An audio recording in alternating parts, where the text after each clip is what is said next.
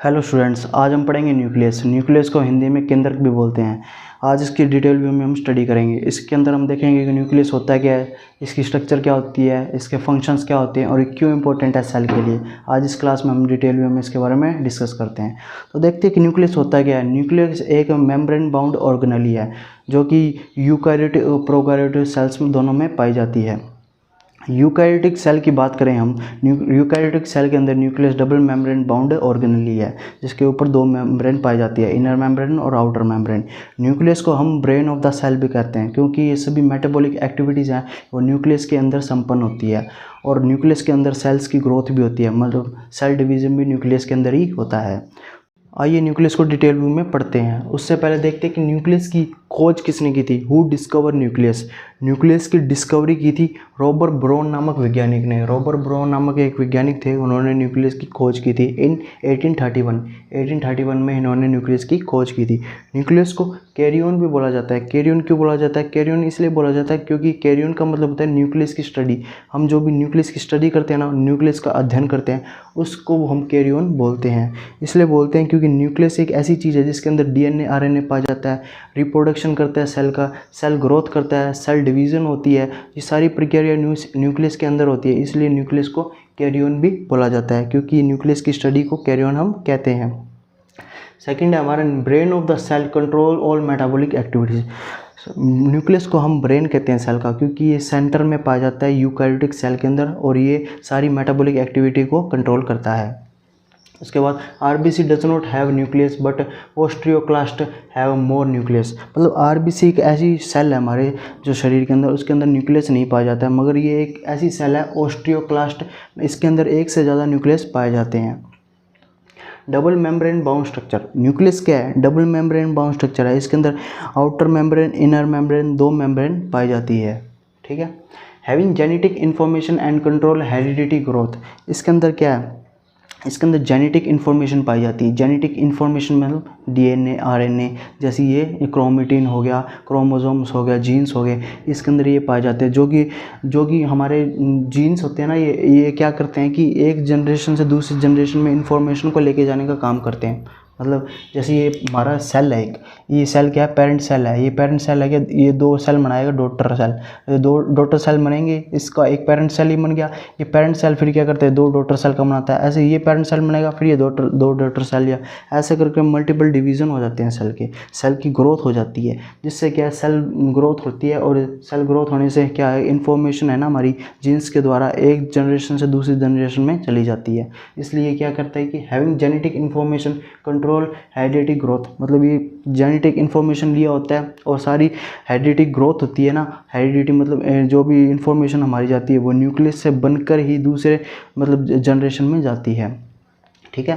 उसके बाद हम देखते हैं इसकी स्ट्रक्चर के बारे में। न्यूक्लियस की हम स्ट्रक्चर के बारे में बात करें तो ये क्या डबल मेम्ब्रेन बाउंड स्ट्रक्चर है। इसके अंदर क्या होती है? एक तो आउटर मेम्ब्रेन पाई जाती है, एक इनर मेम्ब्रेन पाई जाती है, हमें पता है। ठीक है।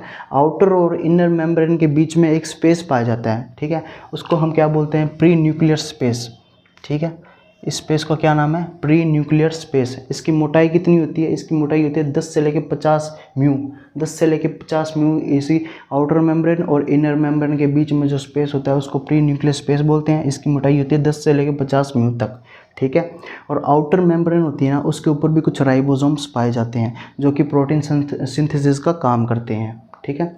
आउटर मेम्ब्रेन पे एक और स्ट्रक्चर पाई जाती है जिसे हम रफ एंडोप्लाज्मिक रेटिकुलम या स्मूथ एंडोप्लाज्मिक रेटिकुलम बोलते हैं, जिसके ऊपर भी राइबोसोम पाए जाते हैं जो कि प्रोटीन संश्लेषण का काम करते हैं। ठीक है। जो कि आपको यहाँ पे दिख रहा है।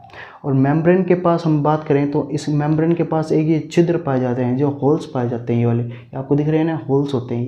ये होल्स क्या काम करते हैं कि जो भी सेल के अंदर मेटाबॉलिक एक्टिविटीज़ होती है ना, जिसके लिए हम जिसको एनर्जी की ज़रूरत होगी, कोई मॉलिक्यूल की ज़रूरत होगी, जैसे मिनरल्स की, आयंस की या विटामिन की ज़रूरत होगी, तो ये with the help of ATP energy के थ्रू ये मिनरल्स या विटामिन जो भी मॉलिक्यूल्स होंगे वो इसके अंदर आएंगे, न्यूक्लियस के अंदर आएंगे। न्यूक्लियस को जो भी चीज़ की ज़रूरत होगी वो with the help of ATP आएंगे, एनर्जी की ज़रूरत होगी और ये वहाँ से ग्रहण कर लेगा, सेल से ये ग्रहण कर लेगा। और जो भी चीज़ नहीं चाहिए उसको वो त्यागने के लिए, मतलब एक्सक्रीशन करने के लिए यही गेटवे होता है, इसका चैनल होता है, इसके थ्रू ये एक्सक्रीशन करता है, इसके थ्रू ये इनटेक कर लेता है, इसलिए इसको न्यूक्लियर पोर बोलते हैं। ठीक है। अब हम दूसरे बात में चलें तो देखें तो इसके अंदर जो न्यूक्लियस मेम्ब्रेन है, इसके नीचे एक मेम्ब्रेन और पाई जाती है, मतलब ये एक मेम्ब्रेन है छोटी सी। ये मेम्ब्रेन का नाम क्या है? Nuclear lamina. न्यूक्लियर लैमिना होती है, ये क्या करती है, ये जो इसके अंदर जो पदार्थ होता है ना, न्यूक्लियोप्लाज्म, जो चिपचिपा गाढ़ा गाढ़ा पदार्थ होता है इसके अंदर, स्टिकी सब्सटेंस होता है, इस ये न्यूक्लियर प्लाज्मा से बचाने का काम करती है न्यूक्लियर मेम्ब्रेन को, सपोर्ट प्रोवाइड करवाती है। मतलब ये सेल मेम्ब्रेन को एक सपोर्ट प्रोवाइड करवाने का काम करती है न्यूक्लियर लैमिना, ठीक है। और एक से प्रोटेक्शन करने का भी काम करती है न्यूक्लियर प्लाज्मा से। न्यूक्लियर प्लाज्मा ये न्यूक्लियर मेम्ब्रेन के साथ चिपक ना जाए, इसलिए इससे प्रोटेक्शन भी करती है, इससे सपोर्ट भी सेल मेम्ब्रेन को सपोर्ट भी प्रोवाइड करवाती है, ठीक है। उसके बाद बात करें तो इसके अंदर ये जो हम दिख रहे हैं न्यूक्लियर प्लाज्मा की बात कर रहे हैं, न्यूक्लियर प्लाज्मा किस चीज़ से मिलकर बना होता है, न्यूक्लियर प्लाज्मा के अंदर क्या क्या होता है, तो हम देखते हैं कि न्यूक्लियर प्लाज्मा के अंदर एंजाइम्स होते हैं, लिपिड होते हैं, न्यूक्लिक एसिड होता है नाइट्रोजिनस वेस्ट होता है, ठीक है, न्यूक्लियोटाइड्स होते हैं, ठीक है। इसके अंदर ये सारे सब्सटेंस पाए जाते हैं। और इसके बाद बात करें तो ये धागे नुमा संरचना से आपको दिख रही है ब्लू कलर से, ये क्या है? ये है क्रोमेटिन। क्रोमेटिन क्या होते हैं? क्रोमेटिन ये अनुवांशिक सूचनाएं होती हैं इनके अंदर संग्रहित, ठीक है। ये डीएनए प्लस हिस्टोन प्रोटीन से मिलकर बने होते हैं, ठीक है। डीएनए क्या काम करता है? डीएनए के साथ हिस्टोन प्रोटीन पैकेजिंग का काम करती है, ठीक है। डीएनए के साथ हिस्टोन प्रोटीन क्या करती है? डीएनए को पैकेजिंग का काम करती है। ये क्रोमेटिन होता है ना, क्रोमेटिन, ये क्रोमेटिन आगे कन्वर्ट होकर क्रोमोजोम में चेंज हो जाता है। क्रोमोजोम के ऊपर पाए जाते हैं जीन्स। जीन्स क्या होते हैं? अनुवांशिक सूचनाओं को संग्रहित किए होते हैं, ठीक है, अनुवांशिक सूचनाओं को कंटेन करके रखते हैं, ठीक है। और जीन्स क्या होता है? जीन्स अनुवांशिक सूचना को कंटेन करके रखते हैं, इन्फॉर्मेशन को कंटेन करके रखते हैं, वो अगली जनरेशन में लेके जाने का काम करते हैं, ठीक है। मेन इसका जो अनुवांशिक जो सूचना का काम है ना, ये क्रोमेटिन का द्वारा किया जाता है। ये आपको धागे दिख रहे हैं ना, ये क्रोमेटिन के धागे हैं, ठीक है। इसके बाद में हम देखते हैं ये छोटा सा पार्ट दिख रहा है ना आपको, ये वाला ग्रीन कलर से, इसको हम क्या बोलते हैं? न्यूक्लियोलस। न्यूक्लियोलस बोलते हैं इसको, ठीक है।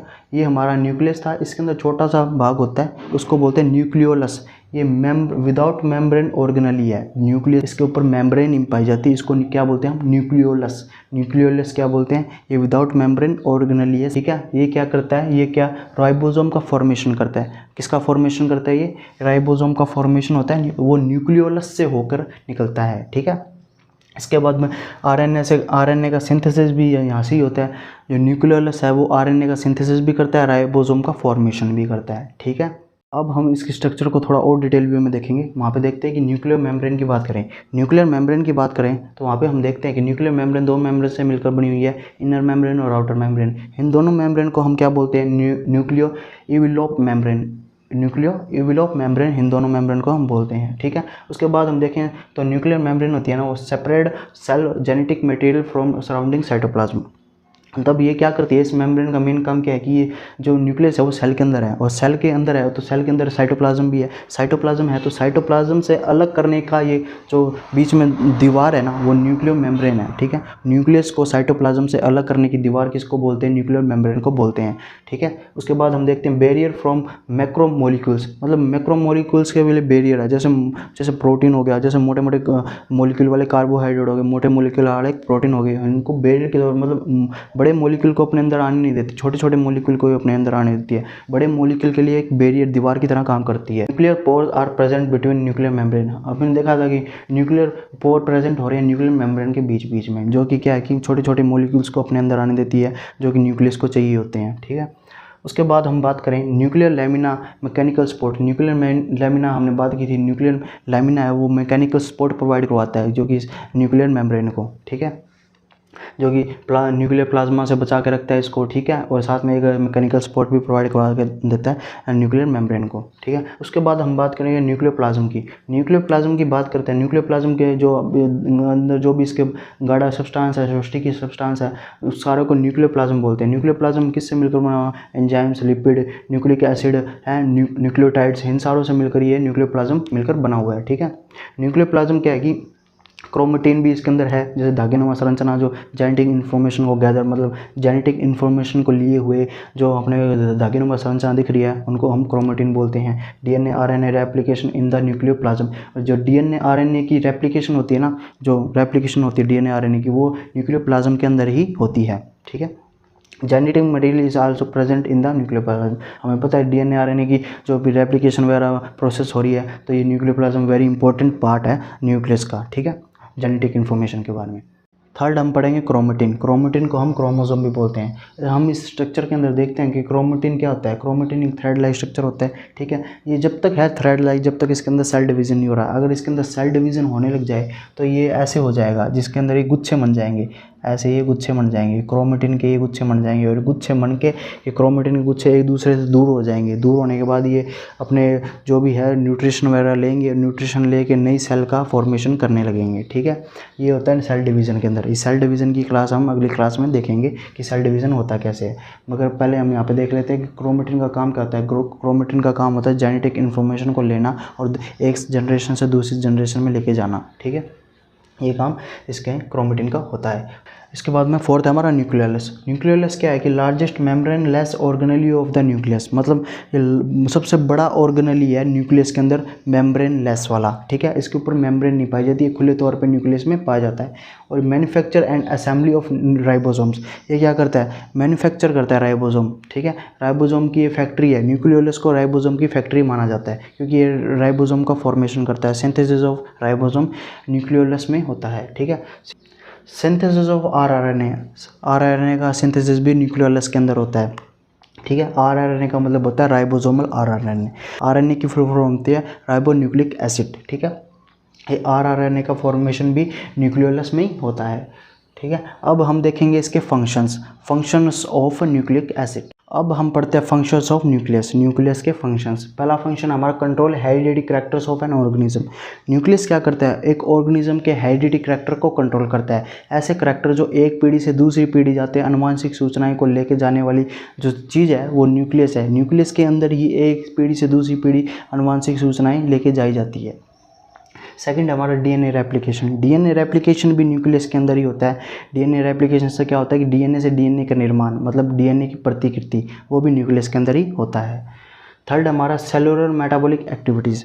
सेल के अंदर जो भी मेटाबॉलिक एक्टिविटीज़ होती है, जो भी उपापचय क्रियाएं होती है, वो सारी कंट्रोल न्यूक्लियस के द्वारा की जाती है। फोर्थ हमारा प्रोटीन सिंथेसिस। प्रोटीन सिंथेसिस है वो रफ एंडोप्लाज्मिक रेटिकुलम द्वारा किया जाता है, और जो कि राइबोसोमल सिंथेसिस है वो न्यूक्लियोलस के द्वारा किया जाता है। फिफ्थ हमारा स्टोरेज ऑफ हेरिडिटी मटेरियल्स। मतलब हेरिडिटी मटेरियल्स क्या होते हैं, जो अनुवांशिक सूचनाएं होती है ना, उनको संग्रहित भी करता है न्यूक्लियस, मतलब उनको संग्रहित करता है और दूसरी पीढ़ी में लेके जाता है। सिक्स्थ हमारा सिलेक्टिव ट्रांसपोर्टेशन। सिलेक्टिव ट्रांसपोर्टेशन का मतलब ये है कि जो गिने चुने ही मॉलिक्यूल्स या जो अणु होते हैं ना, उनको ही ये अंदर लेता है with the help of nuclear pore. With the help of nuclear pore, जो कि गिने चुने जो भी इसको चाहिए होते हैं, मिनरल्स, विटामिन, प्रोटीन, जो भी इसको चाहिए वो अपने न्यूक्लियर पोर के द्वारा ये अंदर ग्रहण कर लेता है, इसलिए इसको बोलते हैं सिलेक्टिव ट्रांसपोर्टेशन। उसके बाद सेवंथ है हमारा storage of protein and RNA in nucleolus. Nucleolus एक ऑर्गेनेली है, इसके अंदर मेम्ब्रेन लेस ऑर्गेनेली है। ये क्या करते हैं, इसके अंदर स्टोरेज करते हैं प्रोटीन का और आरएनए का। आरएनए और प्रोटीन का स्टोरेज क्या करते हैं, न्यूक्लियोलस के अंदर होता है, ठीक है। एंड प्रोडक्शन ऑफ राइबोसोम, ये क्या करता है, राइबोसोम का प्रोडक्शन करता है।